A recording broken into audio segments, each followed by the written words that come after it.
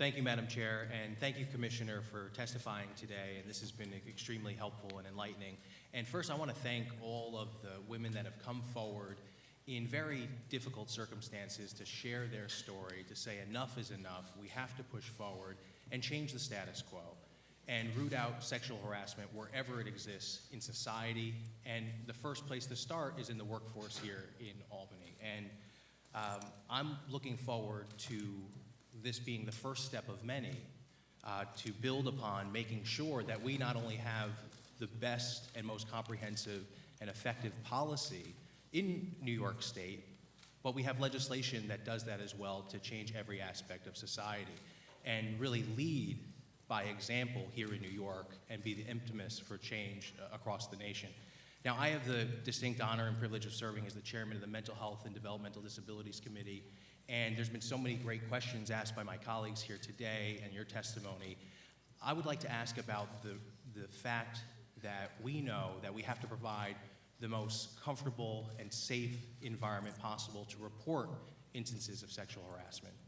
And we know that those that have been survivors of sexual harassment unfortunately suffer mental health issues, particularly post-traumatic stress disorder. Right. And what have we done and what can we do to make sure that those survivors are not only reporting instances in the most safe environment, but are also getting access to the treatment and the services that they need in dealing with mental health issues as a result of sexual harassment? It is very true, as been spoken to today in this hearing, that women and men who suffer this often have PTSD, among other things, and low self-esteem, depression. It's very well documented. Our services are really educational at this point. We are not, I'm hopeful that those services will be offered like victim services often are for victims of crime. I think it would be a good thing to look into. But it is not something the Department of Labor that we do, but I support the idea. It is a very difficult position to be in. And again, I think the less stigmatizing we are about it, I think part of what happened in the past was that many people who were targets of harassment blamed themselves. Society blamed them and they blamed themselves. And that's part of what the consequent mental health issues really are. So the more we can be clear about the fact that if this happens to you, it's not because you wore a low-cut dress or you had sexy hair, it's because someone wanted to exert power over you. And that's a very different conversation. Anybody who goes through this it's not their fault. And that's one of the conversations we as a culture and a society have to be having far and wide, particularly with young people.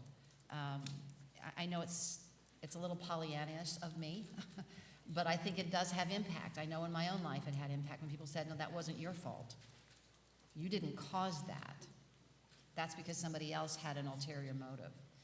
Again, these hearings are critically important, and your question is really, really important. And I think we should look into ways that we can support the people who come forward and report these instances.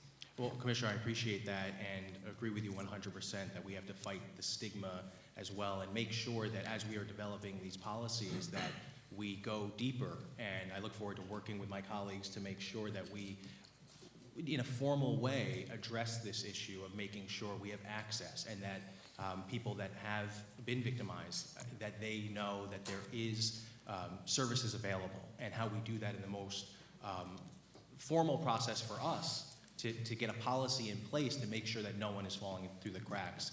I look forward to working with you, Commissioner, and my colleagues in the legislature to meet that end. So thank you. One thing I would add to that, one thing that's just really remarkable is that anyone who goes through this and reports it needs to be applauded for their strength, Yes. not their weakness. Yes, thank you, Commissioner.